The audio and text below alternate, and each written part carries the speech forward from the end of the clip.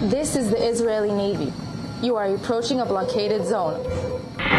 If you continue on your route and attempt to breach the naval blockade, we will stop your vessel and act to confiscate it through legal proceedings in court. We carry only food, aid, we carry water filters, we carry crutches, we carry baby formula for the people that you've been starving to death. I repeat, you've been committing genocide for 8 decades and ethnic cleansing against the Palestinian people.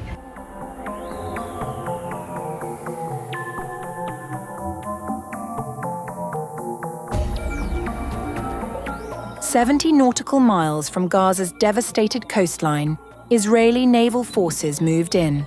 The Global Sumud Flotilla, a convoy of more than 40 civilian vessels carrying 500 activists, lawmakers, and aid workers from across the world, was about to become the center of an international crisis.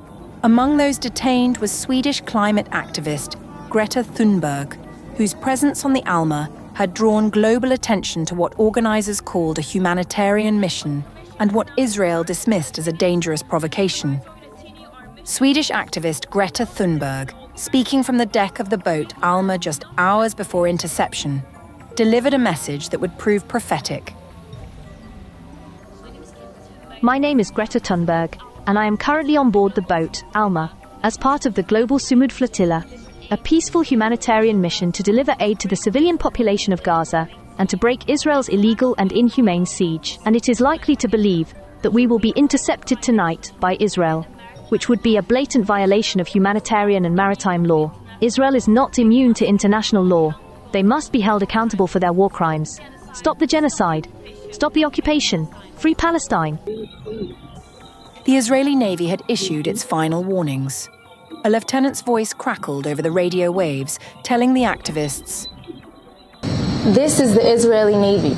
You are approaching a blockaded zone. If you wish to deliver aid to Gaza, you may do so through the established channels. Please change your course toward the port of Ashdod, where the aid will undergo a security inspection and then be transferred into the Gaza. If you continue on your route and attempt to breach the naval blockade, we will stop your vessel and act to confiscate it through legal proceedings in court. The response from the flotilla was immediate and defiant. Activist Tiago Avila grabbed the radio and declared, We advise you that we are a humanitarian, non-violent solidarity mission to break the illegal siege imposed by Israel 18 years ago against the Palestinian people in Gaza and to create a humanitarian corridor. We carry only food, aid, we carry water filters, we carry crutches, we carry baby formula for the people that you've been starving to death. I repeat, you've been committing genocide for 8 decades and ethnic cleansing against the Palestinian people, and that is absolutely against international law. Once again, we are in international waters, which is not your jurisdiction. We are heading to Palestinian territorial waters, which is not your jurisdiction, despite the fact that you think you can occupy that land, but all of this is completely illegal. As midnight approached on Yom Kippur, Israeli soldiers began boarding the vessels. Reuters verified footage showed Thunberg surrounded by soldiers on deck. According to the Times of Israel, troops had boarded at least 6 of the 47 ships by midnight, systematically detaining activists after jamming their signals. Water cannons sprayed against hulls. Activists threw their phones into the sea as soldiers climbed aboard. American veteran Greg Stoker aboard the O whaler captured the tension in a shaky video. They are currently hailing our vessels, telling us to turn off our engines and await further instructions, or our boats will be seized and will face the consequences. From another vessel, pro-Palestine activist Layla Hegazi made one final plea before communications were cut. Should they try to intercept this boat, they have absolutely no jurisdiction over international waters or Gaza's waters. We're here to break the siege. We are a non-violent mission carrying nothing but humanitarian aid. And if they do board this boat and kidnap us in international waters, it will be considered an act of piracy. By dawn, 13 boats had been intercepted, their crews detained, their symbolic cargo of baby formula and crutches never reaching Gaza's shores. The Israeli Foreign Ministry released a statement saying, "Already several vessels of the Hamas Sumud Flotilla have been safely stopped, and their passengers are being transferred to an Israeli port. Greta and her friends are safe and healthy."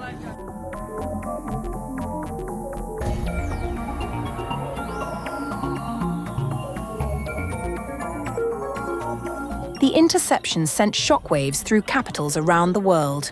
What Israel called a necessary security measure, others labeled an act of war against humanitarian principles. Israel's interception of a Gaza-bound flotilla, a crime of piracy and maritime terrorism against civilians, we urge all defenders of freedom in the world to denounce it. This interception in international waters, as well as the arrest of activists and journalists aboard the ships, constitutes a treacherous act of aggression, which adds to the dark record of crimes committed by Israel.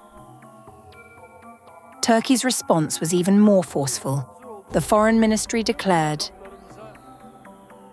"The attack by Israeli forces in international waters against the Global Sumud Flotilla, which was on its way to deliver humanitarian aid to the people of Gaza, is an act of terrorism that constitutes the most serious violation of international law and endangers the lives of innocent civilians." At the United Nations, spokesperson Stefane Dujarric struck a cautious tone when pressed about the developing situation. We're obviously following the flotilla very closely. We do not want anyone to get hurt, and we want people's rights to be respected.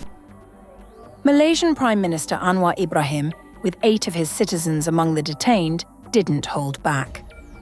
By obstructing this humanitarian mission, Israel not only disregards the basic rights of the Palestinian people, but is also trampled on the conscience of the global community, which no longer stands with Israel. Colombian President Gustavo Petro took the most dramatic action. Learning that 2 Colombian women were among those detained, he ordered the expulsion of Israel's entire remaining diplomatic delegation and terminated Colombia's free trade agreement with Israel. He called the detentions a new international crime by Israeli Prime Minister Benjamin Netanyahu and demanded the immediate release of the Colombian activists.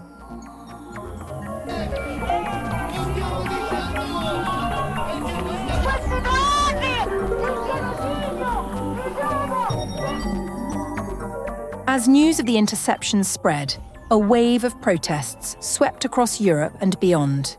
What began as scattered demonstrations quickly escalated into organized resistance and calls for general strikes. In Italy, the response was swift and massive. Reuters reported that an estimated 10,000 protesters took to the streets of Rome alone, chanting "Free Palestine" and "Let's block everything" as they gathered in front of Termini station. Authorities were forced to limit access and close metro stops as demonstrators surged through the city. Italian television networks provided wall-to-wall coverage, speculating on the fate of several Italian parliamentarians aboard the flotilla. The scenes repeated across the country. In Naples, demonstrators breached the main railway station and halted train traffic. Milan, Turin, and Genoa saw thousands marching with banners and flags. In Pisa and Bologna, protesters briefly occupied station platforms, bringing transportation to a standstill. Italian unions responded with unprecedented coordination. The CGIL union announced a general strike for Friday. The aggression against civilian ships that were carrying Italian citizens is an extremely serious matter. The USB union went further, vowing to blockade the port of Genoa entirely. This followed 2 weeks of Italian dockworkers preventing ships suspected of trading with Israel from loading or unloading cargo. The protests spread beyond Italy's borders. Thousands marched in Brussels, Athens, Buenos Aires, and Berlin. Each demonstration carried the same message of solidarity with the flotilla and condemnation of the interception. As dawn broke over the Mediterranean, 30 boats from the original flotilla remained at sea, still sailing toward Gaza, according to organizers who posted on Telegram that they were just 46 nautical miles from their destination. The flotilla will continue undeterred, they declared, even as their communications were scrambled and their colleagues detained. The confrontation at sea had become something larger. In attempting to stop boats carrying baby formula and water filters, Israel had inadvertently launched 1,000 protests, severed diplomatic ties, and reignited a global debate about blockades, sovereignty, and the right to deliver humanitarian aid in times of war.